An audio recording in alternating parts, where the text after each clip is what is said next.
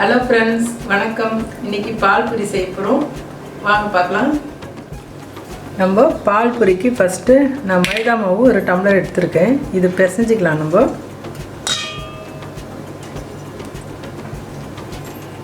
ஒரு அரை spoon salt போட்டுக்கலாம்.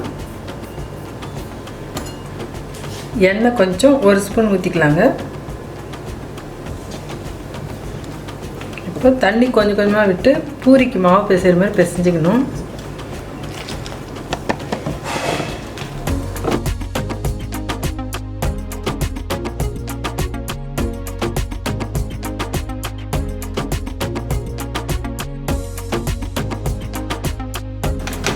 இந்த மாதிரி மாவு பிசைஞ்சிங்க. ஒரு அரை மணி நேரம் ஊற வச்சிடலாம். உப்பு ஜாஸ்தி போடக்கூடாதுங்க, கொஞ்சமாக போட்டு பிசையணும்.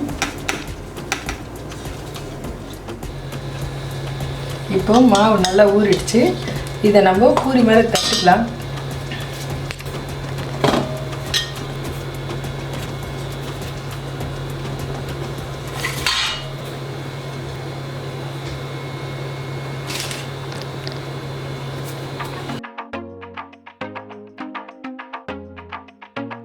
பாருங்க, இந்த மாதிரி நான் முக்கோண டைப்பில் தட்டியிருக்கேன்.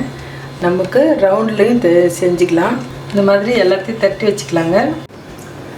நம்ம ஒரு டம்ளர் மைதா மாவு எடுத்துருக்கோம் இல்லைங்களா, அதே டம்ளரில் 3/4 அளவு சர்க்கரை எடுத்துக்கலாங்க. இதை வந்து ஜீரா காய்ச்சிக்கலாம்.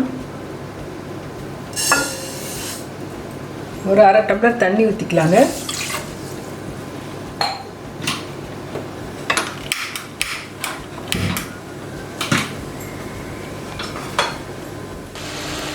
இப்போ ஏலக்காய் போட்டுக்கலாம்.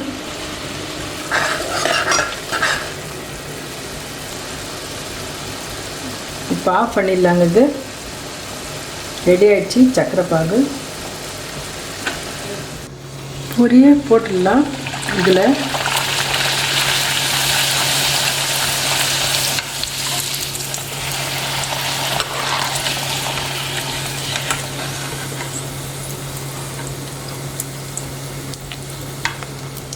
இது மாதிரி எடுத்துடலாம்.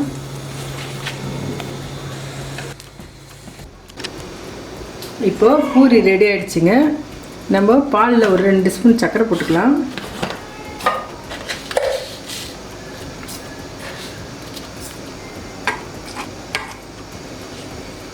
நம்ம இப்போ பூரி எடுத்து ஜீராவில் போட்டுடலாங்க.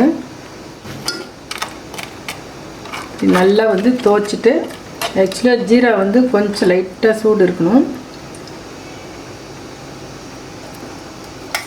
நம்ம இதை பாலில் போட்டு இந்த மாதிரி எல்லா பூரியும் எடுத்து வச்சுக்கலாங்க.